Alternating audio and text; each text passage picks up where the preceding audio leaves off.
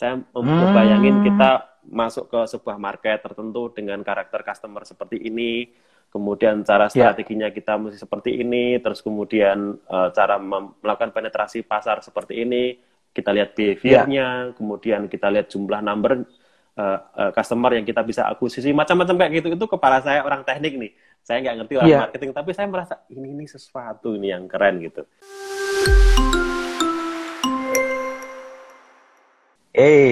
Sore Mas Yoyo, apa kabar? Halo, sore Pak. Gimana Di kabarnya mana Pak nih? Budi? Baik, baik. Gimana di rumah? Ini di kantor ini, kantor yang baru ini. Wih, belum pernah saya ke sana itu. Di XT Square namanya di tengah kota ini gitu. Oke, Bagus banget. Mas Yoyo. Iya, saya buka dulu sebentar ya. Yo ya. Siap, siap. Oke, terima kasih semuanya para businesspreneurs yang sudah hadir sore ini. Ini acara rutin kita sejak 2 minggu yang lalu. Kita sudah mulai memperkenalkan ya panel expert dari Business ID. Nah, masih banyak mungkin teman-teman yang belum kenal Business ID itu adalah sebuah platform belajar bisnis secara online maupun secara digital ya, digital e-course ya. Kenapa kita membuat itu dulunya Business ID? Karena sekarang ini kan zamannya COVID ini kan banyak sekali orang yang online ya, dan juga Mm-mm. sekaligus fleksibilitas dari waktu. Nah, oleh karena Mm-mm. itu, mudah-mudahan teman-teman bisa belajar banyak. Makanya kita pilih juga nih panel-panel expert yang memang jago di Iya. bidang masing-masing. Ya kan, kita nggak bisa jago Mm-mm. di semua bidang kan. Di Iya. bidang masing-masing kan ada. Nah, hari ini kebetulan kita dapat giliran nih sama Mas Yoyo. Susah nyari waktu beliau nih, soalnya Aduh. jualan panci terus dia. Iya, Pak. Saya Mencari. saya siapa? Kok bisa bilang jualan panci? Saya juga heran. Mas Kenapa Burhan kok bisa ya. jualan? Iya, Mas Burhan itu. Kenapa jika dibilang jualan panci? Karena memang awalnya jualan panci ya waktu itu Iya, ya. awalnya kita memang jualan panci, Pak. Alat-alat rumah tangga gitu. Tapi ya waktu itu saya juga nggak kenal Mas Burhan sebenarnya. Betul, betul, betul. Waktu itu. Sebelum mana ya? Sebelum diwawancara sama beliau ya. Pas di wawancara itu saya nggak kenal Mas Burhan. Oh gitu. Ya dia Makanya wawancara ya. biasa aja. Iya, iya. Jadi teman-teman, jadi sore ini kita dapat tamu yang spesial ya, Yoyo, Mas Yoyo. Kalau cerita nanti tentunya saya pengen juga beliau menceritakan siapa beliau. Tapi yang saya kenal pertama, kita ketemu lagi cukup lama juga ya, Yoyo ya. Iya, Yoyo keluar dari Sariwisada itu 2011 ya kali ya. 2011 ya betul. Nah, saya 2010 sudah selesai pensiun. Yoyo abis itu ketemu di workshop ya, kita ketemu ya. Iya, SPM, SBM. Nah, cuman saya begitu CEO. ya sama CEO juga, tapi saya sudah search nih namanya Yoyo. Ini sudah dikenal di kalangan kalangan internet marketing dan segala macam. Iya, Lalu saya search ini siapa Yoyo ini sebenarnya? iya. Katanya Ternyata Yoyo ini itu. Saya bilang saya telepon itu anak-anak Sariwisada sama Danon. Nah, coba jangan berani menjadi karyawan aja. udah ada Provokasi. contohnya ya. Iya diprovokasi tuh teman-teman. Ayo berani nggak kayak Iya, Yoyo itu? Nah, dia sukses iya. begitu. Jadi coba kenalkan dulu ya. Jadi artinya gini, Yoyo ini siapa, dari mana gitu ya, keluarganya. Kemudian ya mungkin perjalanan lah, kuliah di mana, begitu aja sih. Hmm, Ah, siap, siap. Iya Pak Putih, makasih. Nama saya Yoyo Rubiantono. Setiap kali presentasi itu slide pertama yang saya munculkan itu foto saya sama Pak Budi.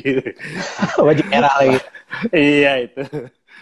Jadi itu untuk menunjukkan bahwa kita kepada guru itu harus hormat ya, harus menunjukkan bahwa kita itu besar karena siapa gitu ya. Terus kemudian saya pensiunan dari Sariwisada, dari Danon tahun 2011. Terus kemudian bangun bisnis. Sebelumnya saya mahasiswa teknik elektro UGM ya, teknik elektro. UGM ya? Lulus, iya, Oh, saya saya teknik elektro nggak tahu. UGM. Wah, keren juga ya anaknya Iya, UGM. iya Pak, Ini gimana sih? jangan sebentar lagi jadi menteri info teknologi ini. Aduh Pak.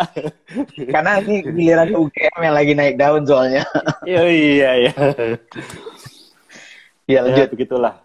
Tapi lulusan UGM tapi dia aku anak ITS nih kayaknya. Kenapa? Kenapa? Apa namanya? Apa namanya, diminta bantuan rektornya itu untuk membangun merubah kampus dari kampus pendidikan menjadi kampus entrepreneur gitu, Digital Entrepreneur University mereka visinya tahun 2025. Itu saya salah satu penggerak dari ini apa namanya yang membantu day to day dengan tim saya dan tim gitu ya. Kita mengedukasi, mendampingi. Kita mulai dari 99 anak mahasiswa ITS untuk menjadi pengusaha. Nah, day to day-nya kita bantuin mereka supaya make money gitu. Jadi pengusaha lah istilahnya, Pak. Itu dengan digital marketing. Gitu. Nah, kita berapa kali visit dan kita siapin orang di sana gitu. Di sananya ya. Tapi maksudnya kan setelah dulu kan kuliah di UGM. Teknik elektro masuk karena di UGM, tapi aslinya ya dari mana aslinya? Saya dari Cepu, Jawa Tengah, Pak. Kota minyak. Cepu. Cepu. Jadi ya kota minyak itu ya. Pertamina di situ ya. Iya, itu. Ya. Dua-duanya orang tua dari situ. Iya, orang tuanya dari situ, sama-sama dari Cepu, asli sana. Terus kemudian saya tahun 2000 itu hijrah ke, kok 2000 ya? Tahun berapa saya lupa. 2000 ya udah salah ya. Hijrah ke Yogyakarta, ngelanjutin kuliah. Gitu. Di situ ya. Nah, terus kemudian 2005 enggak salah itu. Saya baru masuk ke ini ya, ke Sarusada ya. Setelah itu masuk ke Sarusada. Sebelumnya ke Panasonic dulu, kemudian ke General Electric. Setelah General Electric menuju ke Sarusada gitu. Ya, karena di Jogja itu kayaknya Sarusada itu punya nama ya. Primadona sekali. Primadona jadi. Kayak pegawai negeri aja jadinya.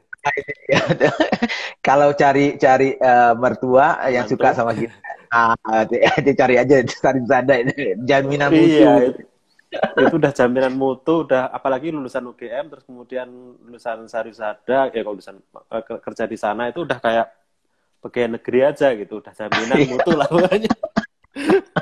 Cuman saya ini disodorin itu membongkar mitos itu tahun 2011 itu nggak ada hujan, nggak ada angin, orang pokoknya pengen di Sarusada itu udah luar biasa gitu. Saya terus tiba-tiba resign aja gitu. Iya. Itu merubah paradigma itu setelah itu. Ada juga baru ya. Yuk, udah keluarga yuk. Mungkin teman-teman ini pengen tahu juga nih. Ini saya tahu. Anaknya 4. Wow, 4, istri udah 1. ngejar saya. Iya. Berapa umurnya? Yang pertama itu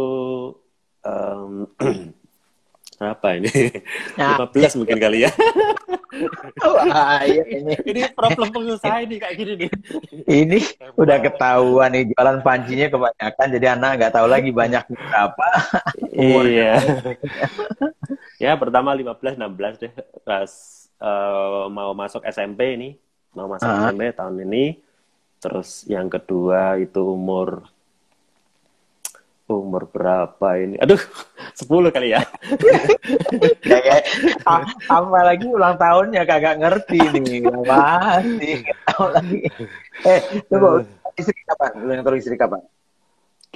Ulang tahun istri itu 13 Juni, Pak. Wah, ini istri nonton, Pak, ya. Makanya, biar aja. Kan ini direkam. Jadi biar dia IGTV. Nih Yoyo ingat nggak nama anaknya ingat? Iya. Tapi kita membeli layanan ini, Pak, pengingat, Pak. Ulang tahun istri saya membeli layanan supaya tidak lupa. Karena begitu lupa gitu. Itu disaster selama 1 tahun ke depan gitu. Iya, jadi habis lupa ya. Tapi saya pengen tahu banget nih, karena ini begini. Kan teman-teman yang hadir di hari ini kan mungkin ya, saya nggak tahu ya, mungkin saja paling banyak memang yang memang sudah menjadi pengusaha, jadi entrepreneur. Saya yakin ada teman-teman yang hadir sore ini mungkin yang masih kerja nih. Nah, pertanyaan saya adalah, kan tadi itu Yoyo lulusan UGM, wah keren lah, apalagi presiden sekarang UGM, jadi lagi naik daun. Kemudian setelah itu masuk Sarusada, pernah di GE, di Panasonic ya. Nah, harus ada kayak tadi lah joke-nya kita, bahasa kalau di Jogja itu ya sudah lah, kalau di Sadiswada itu udah jaminan mutu lah. Semua orang nyodorkan anak gadis bisa ya udah kawin. Iya, sayang cuma satu ya Pak ya. Sayang bolehnya cuma satu ya sementara ini. Nah, tapi tiba-tiba tahun 2011 kok berani keluar dari perusahaan yang boleh dikatakan ya tadi itu idola, primadona. Mungkin ya kalau soal uang ya artinya kalau untuk cukup ya rasanya ya cukup lah ya. Ya, Tapi di kok Jogja keren banget Pak. iya, apalagi Jogja. Makanya saya marahin Pak Agus itu, Pak Agus Samsudin. Saya bilang nggak fair itu, karena gajinya direksi itu gaji di Jakarta, tapi hidupnya di Jogja. Saya bilang. Iya. Naikkan 30% itu. Iya betul. Nah, tapi pertanyaannya adalah kenapa kok berani ya keluar? Nah itu pertanyaan saya sih. Saya juga jadi bertanya-tanya dari dulu itu. Iya, kalau bicara berani sebenarnya saya takut Pak dulu di awalnya. Gitu? Nah, kenapa saya berani? Karena saya nggak tahu kalau keluar dari pengusaha itu ternyata susah gitu. Nah, atas dasar ketidaktahuan itu saya wah, mantap aja gitu aja. Gitu. Tapi begini, di realnya saya itu orangnya walaupun saya nggak terlalu sosialita itu, saya suka sesuatu yang berbau sosial gitu. Jadi saya punya dream, saya pengen membuat sesuatu, melakukan sesuatu yang nanti akan berdampak kepada masyarakat society yang lebih banyak. Saya pengen bantu orang dalam skala yang lebih besar. Dalam bentuk apa? Apakah waktu itu dream saya, saya bekerja di Sadiswada itu membantu masyarakat supaya bayi-bayi kita itu sehat, terus kemudian kita nyebut merek nggak apa-apa nih Sadiswada. Nggak apa-apa. Kita supaya dapat gizi yang bagus, terus kemudian kita bekerja di situ juga keren gitu Pak.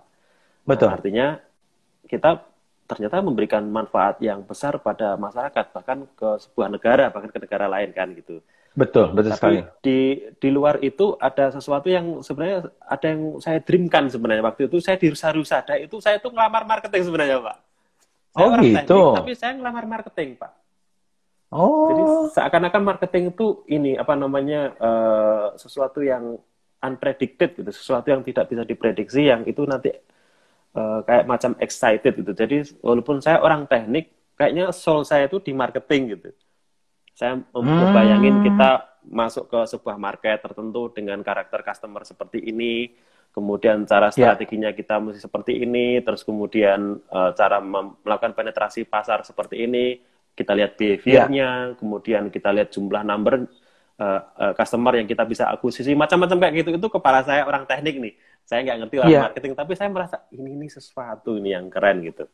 Nah, tapi karena berlangsungnya waktu, saya nggak merasa dapat kesempatan di situ. Akhirnya saya pengen tetap punya manfaat buat masyarakat yang banyak, tapi saya ingin main di lini marketing gitu. Karena orang teknik kan gitu-gitu doang kan. Saya itu kan avatar nih, penjaga air, api, dan udara istilahnya ya. Di pabrik mana ya? Iya, jaga boiler api kan, kemudian udara kompresor gitu kan, air ya biasa ngurus ini kan, ngurus pump gitu kan, utility juga kan, orang engineering kan, ngurus project macam kayak gitu.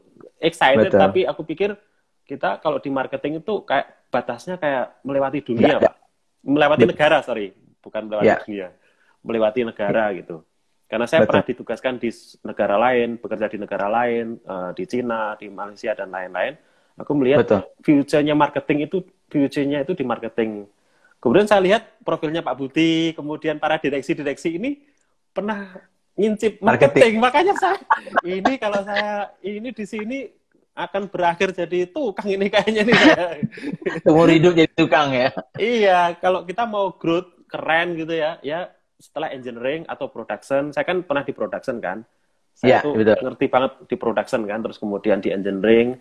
Ini kalau saya di sini, saya akan berhenti, nggak bakal jadi direksi gitu. Terus kemudian saya akan belajar ke marketing. Nah, masalahnya adalah, ini kalau melihat Pak Budi, ini perjalanan waktunya bertahun-tahun untuk jadi direksi kan. Lama juga ya. Bisa putih rambutnya ini saya baru jadi direksi kan. Akhirnya saya mikir, ini something lah. Saya pengen sesuatu yang saya bisa dapatkan. Saya pengen jadi direktur di masalah. Ya, Jujur ya, saja ya. saya pengen jadi direktur, kemudian saya resign, terus kemudian saya di hari pertama saya sudah mendirikan perusahaan, saya jadi Jadi direktur, langsung jadi selesai CEO urusan. ya. Iya, gitu.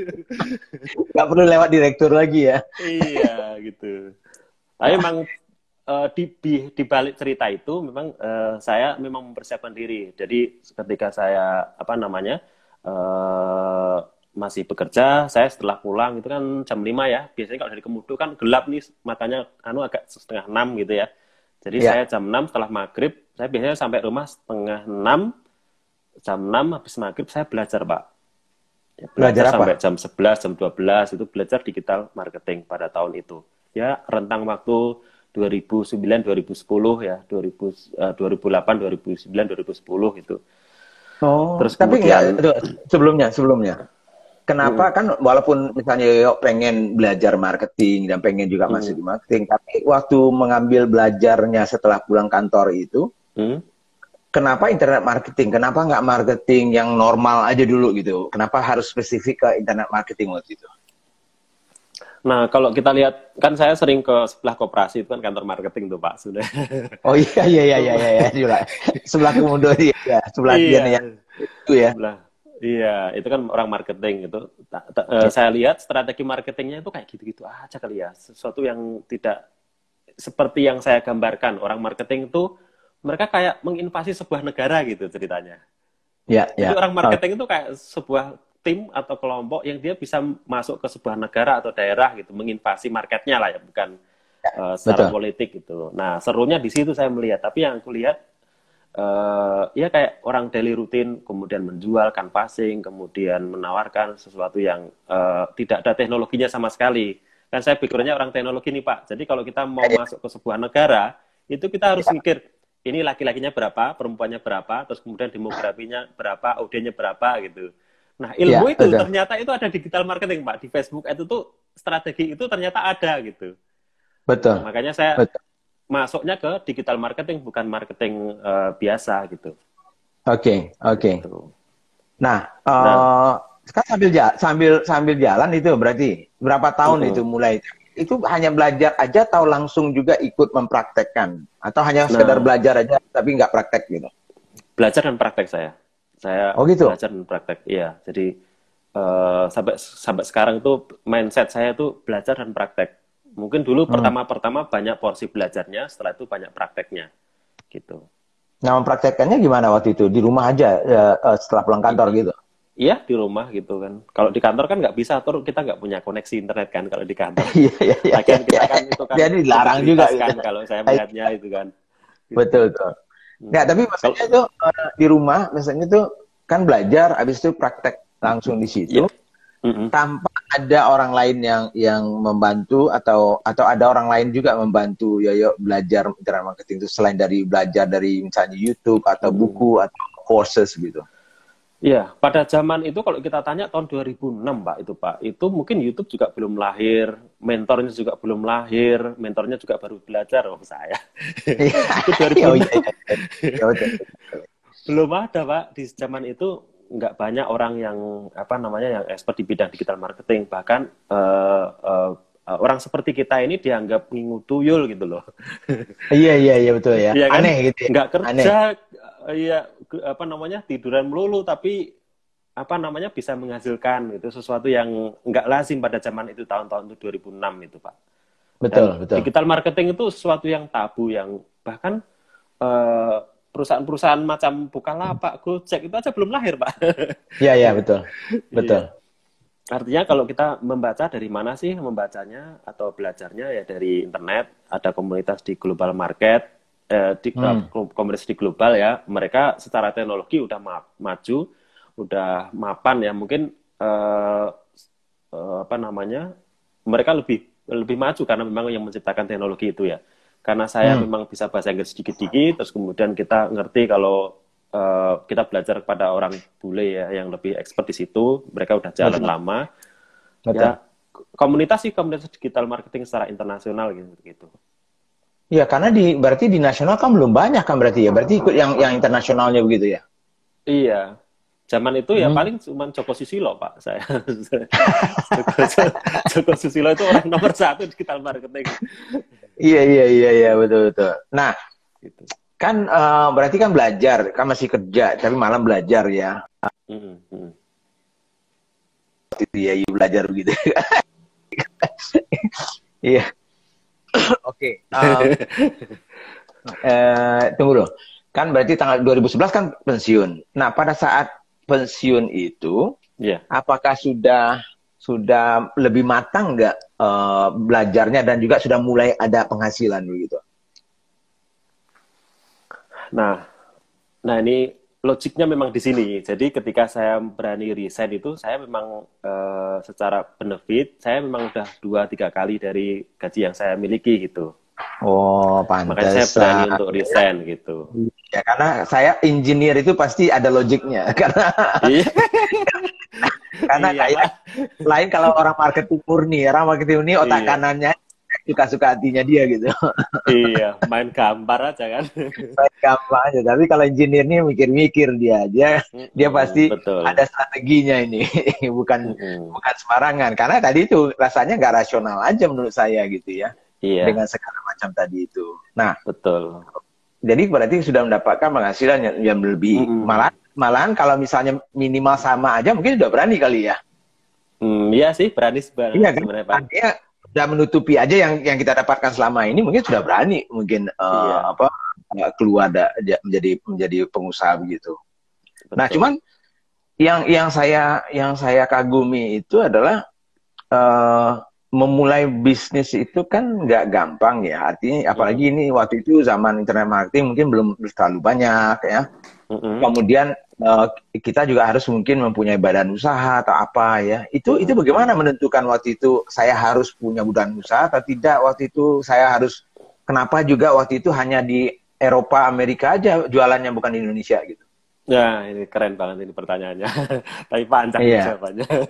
Iya, Nah, nggak apa-apa, kita ada waktu kok kita, biar teman-teman dengar sendiri gitu. Gimana? ya kan saya story short gitu. Nah, ketika kita Hmm. mulai di bisnis itu kan memang tidak ada mentor, karena mentornya juga belum lahir, mentornya juga baru belajar gitu kan. Iya, iya, Terus betul. kemudian pasti newbie semua gitu. Bayangkan kita Betul, belajar aja kalau di nyari koneksi internet kan pakai dial up tuh Pak, pakai fax itu yang betul, gitu ya. Kalau betul. kita Pakai dengerin pakai suaranya tuh kayak bunyi. mau menangis gitu. Nah, itu kan Iya, iya, proses betul. belajar yang dia susahnya luar biasa gitu. Terus kemudian informasi itu belajar itu kayak sekarang tuh luar biasa. Dulu tuh hampir nggak ada. Di sini kalau kita mau belajar semuanya ada gitu. Nah, Ya, proses menuju ke sana jadi orang biasa itu tahun 2006 sampai 2010, 2011 saya kan masih bekerja ya. Artinya saya memang eh, yang utama saya tetap sebagai karyawan perusahaan. Nomor dua saya belajar dan bekerja menciptakan sesuatu yang unik gitu, yang mungkin orang tidak merasa itu jadi kesempatan, tapi saya merasa ini loh, ini digital marketing suatu saat itu akan menjadi sebuah hal yang besar. Karena di zaman dulu 2006 itu orang Amerika itu propagandanya internet itu sudah akan menjadi sesuatu yang the big thing gitu loh, sesuatu yang kayak di situasi yang sekarang lah gitu. Itu akan ya, menjadi betul. jawaban dari semua banyak hal gitu. Akan menjadi bisnis utama. Ya kita kayak di brainwash saja. Saya percaya aja jadinya. Karena Hmm. memang apa namanya situasinya memang mendukung seperti itu. Situasi di Amerika, di Indonesia mungkin enggak gitu. Ya, ya, Tapi kalau betul, kita melihat di betul. market Amerika itu akan seperti itu. Nah, kemudian tahun 2010 saya masih makin kuat nih semangatnya untuk mulai mengejarkan bisnis, karena waktu itu saya memang equal nih tahun 2010 gaji sama benefit dari digital marketing sudah equal. Ya, ada sama 2011 ya. udah lumayan 2 atau 3 kali, walaupun tuh kalau pengusaha kan fluktuatif nih. Nah, kemudian saya Ya, betul. mulai berhitung Pak, ini kalau Oke. beberapa tahun saya akan jadi direksi dengan gaji Ya, sekian gitu. Saya nggak pernah tahu gaji direksi itu berapa sih sebenarnya. Direksi BUMN lah katakanlah 200 juta sebulan gitu, atau 300 juta sebulan gitu. Itu mungkin ya, saya akan perlu waktu sekitar 20 tahun lagi gitu, something lah ya. Biar seru kan. ya, Ya, mungkin iya, saya iya, betul, ya betul. umur 10 tahun lagi lah ya gitu. Nah, saya pengennya saya punya memberikan kebermanfaatan. Ya saya kalau misalkan umurnya saya masih muda, waktu itu saya state gitu ke publik bahwa saya ketika umur 40, ini set ke publik itu ke S1, S2 loh, Pak. Iya, iya. Oh, kan. itu ya. Iya, Gede. udah berani Pak saya, Pak. Saya tahun Kok saya nggak dengar sih waktu itu? umur 40 itu saya pensiun dari perusahaan. Saya pensiun dari apa namanya dari bisnis apa namanya dari perusahaan gitu. Tapi 40 kelamaan aku pikir. Kalau menuju ke roadmap-nya ke sana itu kepanjangan gitu. Pengen jadi direktur umur 40 bisa kepanjangan. Nah, pada zaman itu aku pikir ya udahlah, dari sisi benefit saya sudah mampu, misalkan terjadi sesuatu, saya 6 bulan ke depan saya masih bisa perform untuk melanjutkan usaha saya ini yang memang seharusnya saya butuh waktu yang lebih banyak supaya bisnis saya itu bisa tertata lebih rapi gitu. Ya, ya, betul. Karena waktu itu masih sendiri kan, dikerjakan sendiri gitu. Terus kemudian kalau kita hitung-hitung nanti pensiun berapa, kemudian gaji berapa, kemudian menjadi direksi itu berapa tahun, itu ya mentok-mentok 300 juta itu gajinya. Nah, aku terus kemudian saya kemudian begini, Pak. Mulai mikir, ini kalau saya kerjain ini 10 kali katakanlah, ini saya bisa dapat lebih-lebih gitu jadinya. Lebih-lebih dari direksi gitu. Wah, biar seru aja. Makanya terus kemudian udahlah saya resign, terus kemudian next day saya bikin PT gitu ya. PT Pak saya, Pak. Langsung PT ya? Ya, bikin PT karena Umur saya itu resign 2019. Something 34 kali ya kalau enggak salah ya. Ya, 34 udah 36. Ya. Iya, 34. Ya mature lah, udah mature lah secara ini pemikiran gitu. Betul. Nah, terus kemudian bikin PT, terus kemudian kita waktu itu karena saya punya memang di online saya mulai fokus ke situ dan memang waktu kita scaling bisnis ketika saya sudah di rumah itu cukup penetrasinya cukup cepat gitu, Pak. Gitu ya? Gitu, iya. Ya, karena kan saya di rumah nih masih udah fokus ke bisnis kan. Akhirnya secara income itu bisa lebih tinggi, lebih bagus, lebih tinggi, lebih bagus gitu. Tapi itu masih sendiri atau sudah mulai membangun tim? Nah, ketika saya sudah resign, saya sudah ngerekrut 2 orang, Pak. Gitu, udah ngerekrut 2 orang. Nah, karena memang PT udah ini kan. Iya. Nah, karena mindset saya itu kalau kita mau besar itu dengan korporasi, dengan PT, makanya memang saya dari awal saya udah bikin PT. Udah langsung karena kan, ya? ya, mindset saya di Sarusada itu udah ada organisasi. Kalau bikin sebuah korporasi itu harus ada CEO, ada direkturnya, kemudian ada finance, ada accounting-nya, ada operationnya, macam-macam kayak gitulah. Bahkan SOP yang dulu kita buat di Sarusada itu saya pakai di kantor gitu. Iya. Kan udah keren, Pak. Betul. Jadi think big-nya sudah di depan, sudah duluan ya. Jadi artinya jarang saya melihat anak-anak kan kalau dia nggak think big itu jarang yang buat PT. Biasanya kalau dia mau think big dia akan buat PT, kemudian sudah mulai memikirkan organisasinya seperti apa, karena dia tahu nggak mungkin sendirian toh. Betul. Lagian saya ini kan internal audit ISO 9000, Pak. Oh ya? Iya, internal audit ISO 9000. Oh, iya. Kemudian ya, betul. Artinya secara manajemen bisnis, saya tuh ngerti banget. Kalau kita misalkan membuat perusahaan tuh ada ini standarnya gini, SOP-nya kayak gini gitu. Biasa ini kan main kayak gitu. Betul. Kan kita di korporasi. Nah, di awal saya set perusahaan tuh udah kayak gitu, udah korporasi lah gitu. Wow. Jadi kita mantap. kalau posisi udah korporasi, scalingnya bisa cepet, bukan anak rumahan aja. Bukan apa namanya? Gerombolan gitu. Bukan warung, betul. Gitu, udah korporasi. Iya. Mulai walaupun mungkin nggak mahal-mahal amat ya waktunya, artinya buat setting itu kan. Kita mulai juga dari rumah kok, Pak, bukan dari kantor gitu, enggak, Pak. Betul. Nah, ini juga mungkin teman-teman yang di luar yang lagi nonton ini kan mungkin banyak juga yang profesional. Jadi artinya kan kadang-kadang ini kelebihannya teman-teman yang profesional ya. Kalau dia menjadi entrepreneur, dia sebetulnya banyak sekali pelajaran yang dia sudah dapatkan waktu dia bekerja di. Cuman yang menjadi kendalanya biasanya adalah keberanian mereka untuk mengambil risiko untuk jadi itu perbedaannya. Iya. Itu tadi, Pak, kita nggak tahu kalau itu bahaya, Pak. Makanya berani. Tapi betul. Tapi gini ya, mungkin ada satu lagi yang saya pengen tanya Yoyo juga mungkin. Nah, kan biasanya ada juga salah satu kendala yang saya lihat teman-teman profesional nih kan ya. Kan banyak juga teman-teman yang sama-sama dulu sama kita, misalnya di Danone atau saya waktu di Coca-Cola. Mereka nanya, Pak, saya mau jadi pengusaha segala macam. Lalu mereka mencoba nih jadi pengusaha. Nah, tapi kadang-kadang waktu dia jadi pengusaha, dia mindsetnya masih mindset karyawan. Itu jadi kadang-kadang apa ya, seperti misalnya semuanya itu menjadi idealistik semuanya, karena dia mungkin harus begini, padahal dia masih kecil. Jadi boleh aja sih sistem-sistem itu kita adopsi, tapi kan mungkin harus disesuaikan gitu ya, harus disesuaikan dengan kondisi. Nah, ini pengalaman Yoyo sendiri bagaimana? Susah nggak mengadopsi dan menyesuaikan diri itu? Kan nggak mungkin tiba-tiba Yoyo punya kantor besar, punya tim langsung 200 orang, enggak gitu. Ini keren banget pertanyaannya, Pak. Dan itu apa namanya? Sesuatu yang saya lakukan itu apa namanya? Penting buat kita semua. Jadi ketika saya membangun bisnis, itu kan memang saya ngerti nih ISO 9000, 22.000. Saya mengerti sepsi, saya mengerti sepsi 18.000, saya paham gitu.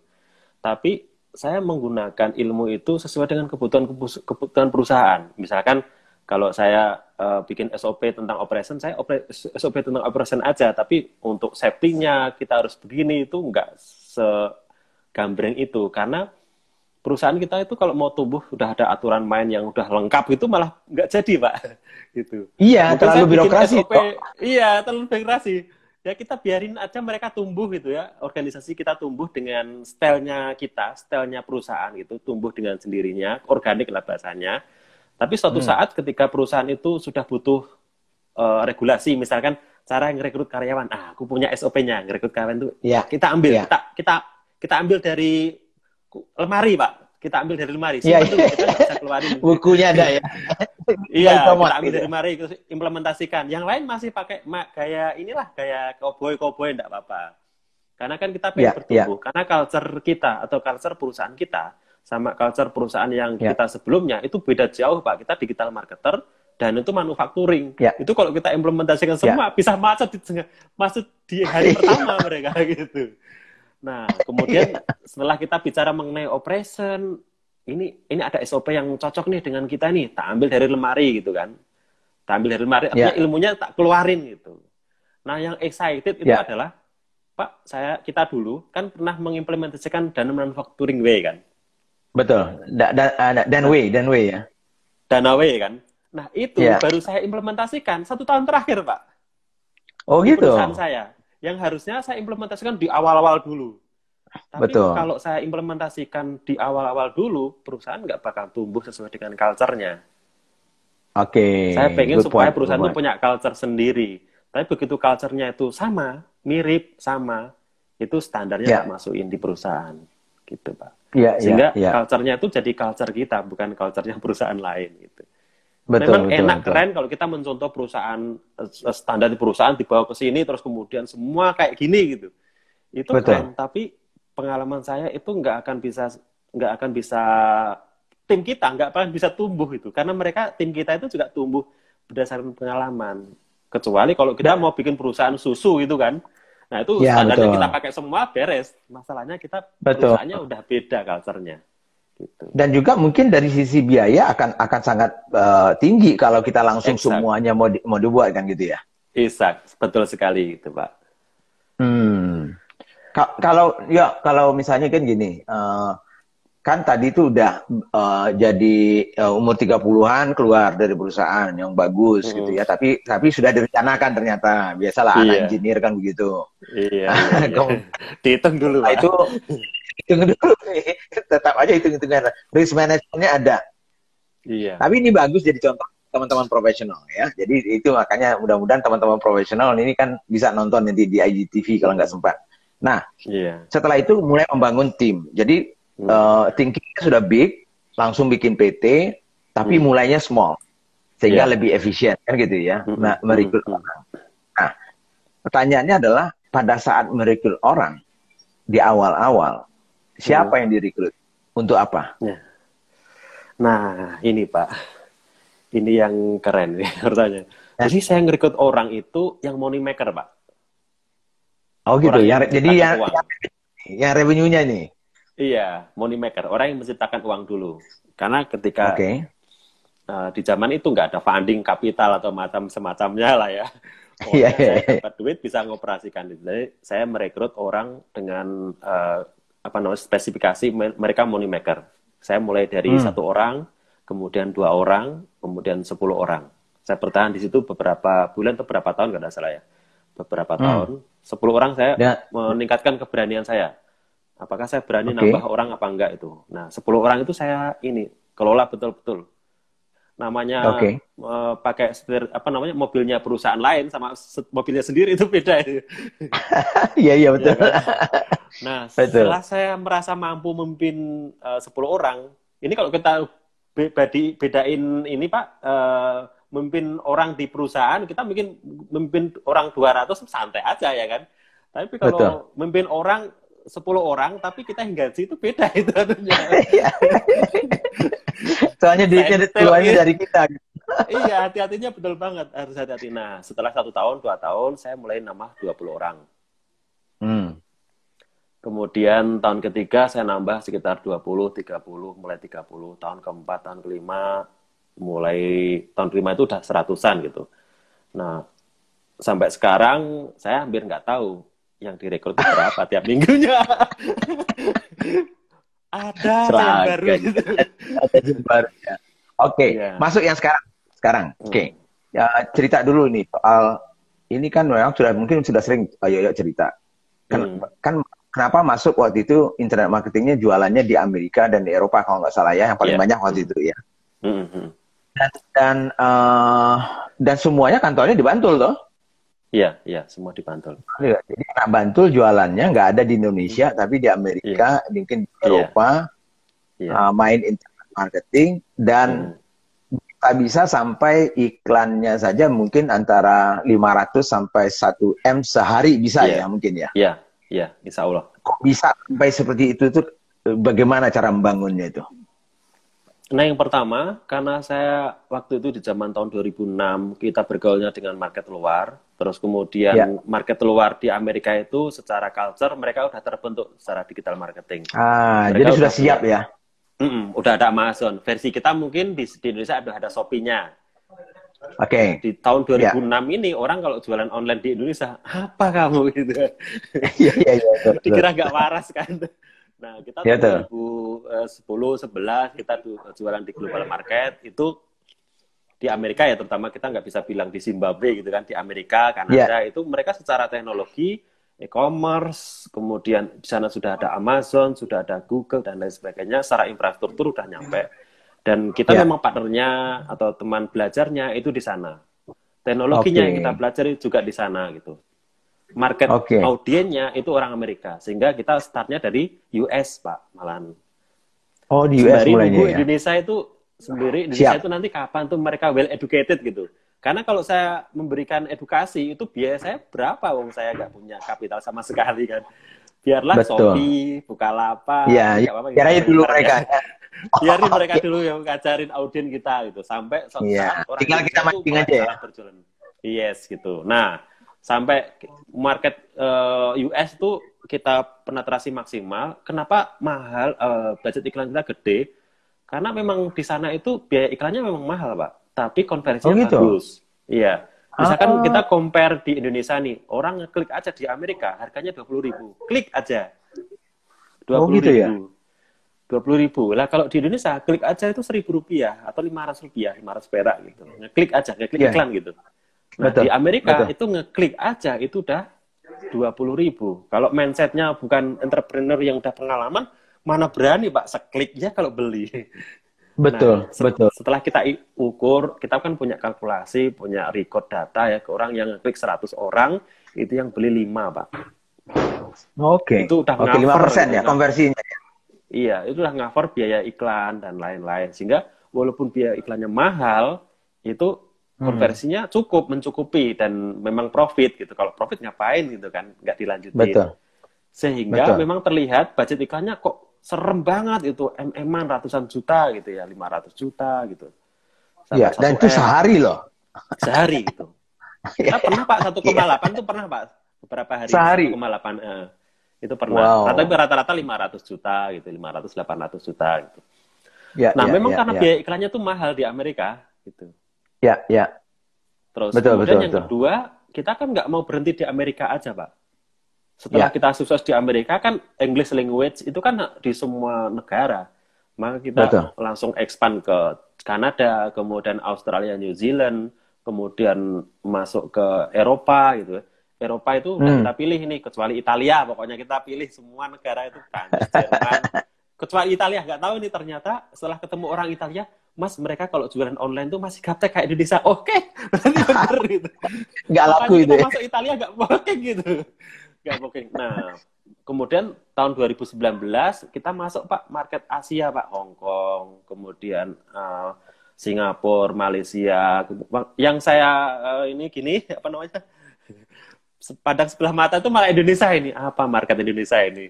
CLBK. Iya, makanya cat lama beli kagak itu. Iya, sampai sekarang baru kemarin-kemarin baru mikir ya kayaknya setelah waktu kita sempat bicara ya waktu di workshop itu ya. Iya, betul. Nah, terus kemudian setelah ini Hong Kong masuk, kemudian Taiwan, Cina kita enggak ya karena enggak ada Facebook kan. Terus kemudian ke Singapura, Malaysia kita kurang begitu bagus tuh ternyata. Setelah kita lihat market Indonesia itu udah siap itu. Udah ada 30 juta customer dari Shopee, berapa juta yang dia udah bisa membayar dengan payment gateway.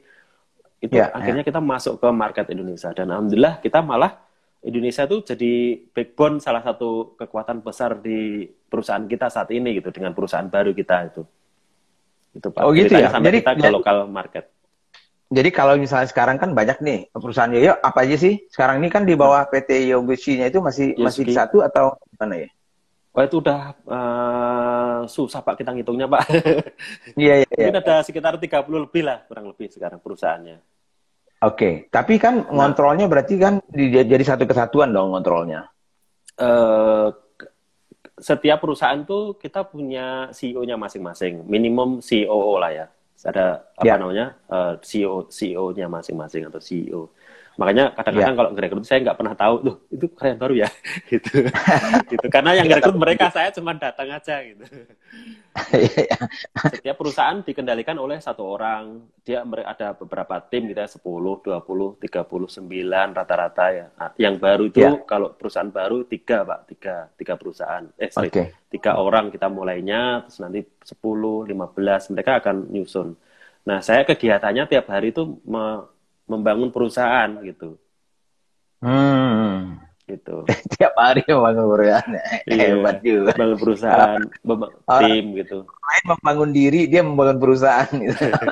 Iya, Pak. Soalnya ini kan apa namanya? Notarisnya tuh depan kantor, Pak. Jadi langsung aja ya. Bilang aja, "Pak, mau bikin perusahaan berapa?" Kita kan biasanya nyebutnya biji kan. Kalau bikin perusahaan karungan, Pak. Berapa karung gitu. Bikin perusahaan 3 karung. Sekalian kan gitu. Ada yang ketengan juga ya kayaknya. Iya. Jadi saya target personal saya itu tiap bulan minimum 2 Pak kita bikin perusahaan. Oke. Jadi tapi tetap di lini yang sama atau bagaimana? Sekarang ini kayaknya sudah masuk juga ke buat brand sendiri ya. Selama ini kan enggak gitu ya. Betul. Dulu itu kita enggak, terus kemudian kita karena culture saya orang FGMC ya. Orang food processing, saya bikin perusahaan beauty drink, kemudian suplemen gitu ya. Terus kemudian kecantikan gitu ya. Terus kemudian setelah kecantikan apa itu, saya mikir bagaimana kita bikin bisnis yang anak tuh baru lahir sampai dia menuju ke liang lahat itu misalnya. Kayak ceritanya perusahaan gede lah ya. Bikin mapping Pak, ini perusahaan ini. Gitu. Dari kecil sampai mau menuju ke peraduan gitu. Nah, kita ambil comot-comot aja yang saat ini kita bisa kerjain gitu. Ya, betul. Mas Madigu ada itu. Bos mana ini? Kawan lama ini. Kawan main siap Sabtu kita teleponan. Nah, saya pengen bikin perusahaan yang ini provokator juga beliau ini. Ayo Mas, bikin perusahaan Mas. Oke. Nah, itu beliau itu provokator saya, mentor saya nih yang bikin perusahaan banyak ini. Saya kemarin ngobrol itu saya bilang, wah ini Yoyo ini kayaknya diprovokasi terus sih sama bosman. Iya. Yo, gini, dreamnya apa? Dreamnya jangka panjang. Artinya ini kayak sehari-hari, tapi apa sih ujungnya? Ujungnya apa sih? Dulu itu saya pernah punya cita-cita ya. Tapi itu kayaknya cita-cita personal jadinya. Jadi saya pengen Oke. mengalahkan omsetnya Sarwisada yang 4,8 triliun itu. Dulu. Saya pernah diundang Dulu. direksinya Sarwisada sebenarnya. Kapan Oh kamu iya. di dream kamu apa Mas gitu. Saya pengen mengalahkan ini omsetnya Sarwisada, semua orang ketawa. Ketawain saya gitu. Iya, iya, Kamu iya, sudah iya. sampai mana Mas gitu. Saya jawab terus mereka diam. Iya, Enggak, mungkin kamu nyampe sana kayaknya Mas gitu. iya. Kayaknya bisa. Iya, Iya, insya Allah bisa. Tapi itu kan kayak personal dream, Pak, bukan tim iya. dream ya, ya, bukan Oke. tim dream.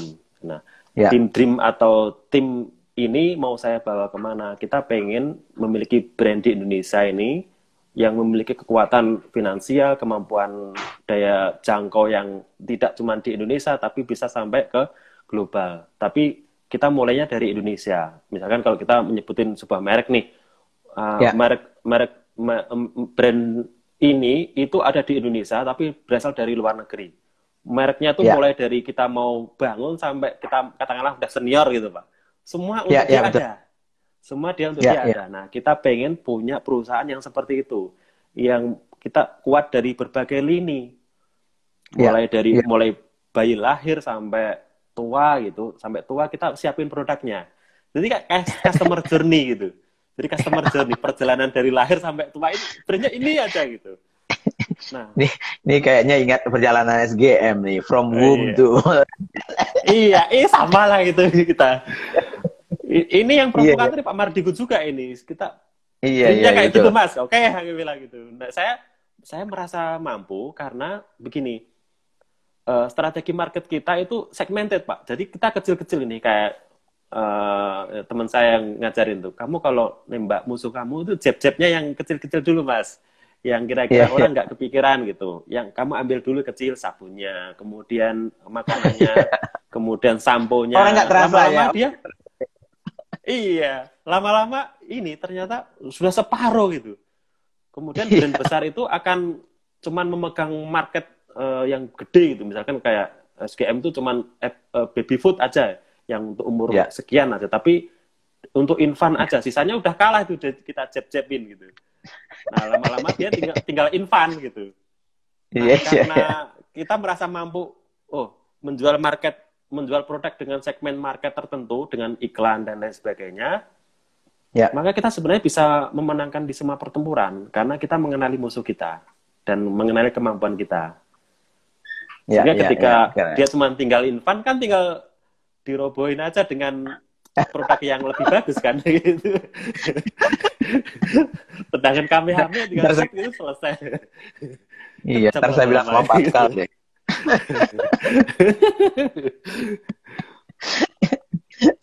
Paling bilang gini, Soalnya ya udah yuk pas kamu kerja di sini aja. Oke. iya, kenapa enggak kita caplok aja itu. Gitu. Kita caplok aja dadanya ya, sama dananya. Ya, Gitu. ya kalau misalnya teman-teman ini kan karena ya kita juga berharap banyak teman-teman juga bisa belajar dari Yoyo. Ya. Nah, ya bisa lewat bisnis ID juga nantinya mudah-mudahan. Tapi kalau sekarang ini, misalnya teman-teman ini pengen belajar atau ada nggak proses atau tempat yang bisa dilakukan sekarang ini? So, nanti kan harapan saya itu nantinya bisa juga nantinya buat e-course atau apa 1 atau 2 di bisnis ID. Tapi kalau sekarang ini bagaimana? Ya, saat ini saya punya grup ya, grup di Telegram itu belajar online secara online nomor 1. Oke. Yang kedua, saya memang sering ngisi di beberapa tempat. Beberapa tempat itu yang webinar macam kayak gini itu seminggu hampir tiap minggu ada, tiap minggu ada. Oke. Itu yang technical. Namun sejatinya sebelum kita ada pandemi COVID ini saya bahasanya mewakafkan waktu saya untuk ngajari teman-teman yang pengen belajar digital marketing setiap hari Sabtu ya. Dulu itu seminggu sekali, terus saya rubah ke 2 minggu sekali. Cuman yang datang itu makin banyak, akhirnya saya rubah ke sebulan sekali supaya materinya banyak mulai dari pagi sampai sore gitu. Dan itu gratis, kita paling nyiapin makan dan snack-snacknya lah ya di kantor kita waktu itu, dan itu gratis. Ya, Tapi ya. setelah pandemi ini kita apa gitu? Saya sebenarnya udah nyiapin Pak, sebenarnya di Active Square itu itu isinya ada 1.000 orang gitu. Maksudnya muat Oh 1.000 gitu ya? orang untuk belajar. Cuman karena masih pembatasan daerah, jadi kita belum bisa buka Betul. itu. Tapi pada prinsipnya kita pengen as soon as possible membuka XT Square itu open space, terus itu sebenarnya bekas untuk pertunjukan, gedung pertunjukan. Ya, Kita sewa ya, kita sewa untuk nanti teman-teman digital marketer yang pengen belajar setiap minggu sekali, setiap hari Sabtu, nggak tahu saya jamnya mungkin setelah sholat zuhur gitu ya, belajar ya, bersama saya atau gantian gitu, dan itu ya, bisa banyak orang. Kita ya, ada ya. ada silabusnya gitu. Tapi pastinya di bisnis.id nanti kita kan ada kurikulumnya nih, Betul. mungkin Ada ada beberapa kurikulum ya. video gitu ya. Tapi yang day Betul. to day, yang setiap hari Sabtu ini saya ngajar di hari Sabtu sekitar jam 1 sampai jam 4. Terus setelah itu Ya. kita ada one on one gitu. Oke. Yang Semacam khusus yang ya. iya, tapi khusus yang luar kota aja, Pak. Yang dalam kota jangan. Iya, iya, iya. Yang luar kota kan kasihan nih biar dapat ilmunya yang apa namanya? Lebih lengkap, maka saya kasih waktu sampai jam 11 malam lah ya setiap Sabtu Ya, untuk ya. one on one dengan saya gitu. Masing-masing ya kurang lebih 1 jam lah gitu. Oke, Itu Pak setiap fantastik. kegiatan saya. Wow, Dan luar itu biasa. Saya gratis, rasa kita paling nyiapin makan aja sama teh gitu. Versi ya, Jogja. betul, betul. Luar biasa. Jadi saya juga terima kasih banyak nih Yoyo sudah bisa hadir, juga bisa Iya, gabung sama kita, sama-sama membangun lah kita, sama-sama membangun iya. dengan cara kita masing-masing gitu ya. Mm-mm. Kita Mm-mm. masih ada, saya juga melakukan one on one juga. Makanya Mm-mm. kita juga ngasih gratis itu setiap hari Sabtu misalnya kan ada mentoring Mm-mm. gratis ya dari Iya. Bisnis ID, Bisnis Forum besok ini kan dengan Mm-mm. Pak Edi, Pak Edi Kemenadi. Mm-mm. Kemudian ada tutorial saya jam 1, saya full itu Sabtu itu sampai malam terus saya juga itu. Mm-mm. Jadi Mm-mm. kerjanya ya itulah sekarang ini. Apalagi udah pensiun begini kan. Kalau Sama ya Pak kan kita Pak. Saya udah lewat 40 Pak ini Pak. Ini saya udah pensiun nih saya ini. kayaknya kita harus punya mungkin harus kita buatkan forum kalau Iya, misalnya ini khusus untuk para profesional. Saya mau gitu.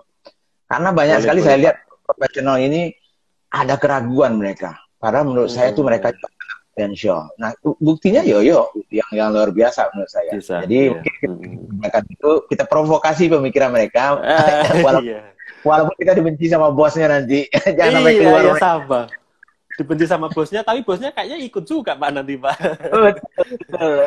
Nanti lama-lama bosnya ikut juga. Ih, bosnya ikut deh. Oke Yoyo, waktu kita sudah Siap. habis. Jadi terima kasih Mm-mm. banyak nih sudah bisa kesempatan Mm-mm. ketemu lagi. Mudah-mudahan cepat-cepat Oke. ini selesaikan pandemi ini kita bisa ketemu secara fisik. Tapi kalau tidak kan kita nantinya mulai kerjasama juga untuk membuat modul-modul. Iya. Basic-basic aja dulu teman-teman. Mm-mm. Sehingga bisa belajar. Selain dari itu tentunya bisa belajar dengan grupnya Mas Yoyo sendiri. Telegramnya Mas Yoyo Mm-mm. juga ada. Jangan lupa itu Mm-mm. di follow Instagramnya Mas Yoyo. YouTube-nya Mm-mm. ada nggak Mas?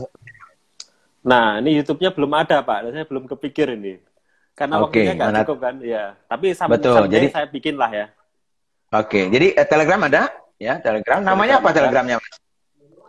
Belajar bareng Yosugi. Nanti bisa di-share. Oh, itu dia ya. Oh iya ya sudah Iya. disebut itu ya. Bisa, Oke, bisa kemudian di-search. Instagram sudah pasti ya. Yes. Bisa di situ ya. Mm-mm. Oke, Mas Ayo, Dari salam untuk Instagram. keluarga. Dari Instagram Salam, saya. salam Terima untuk teman-teman di kasih. Jogja. Ya, rindu Jogja saya. Thank you, Pak Budi. Oke. Oke, Keren, sampai keren, ketemu Pak. ya. Assalamualaikum. Waalaikumsalam. Terima kasih. Makasih, makasih.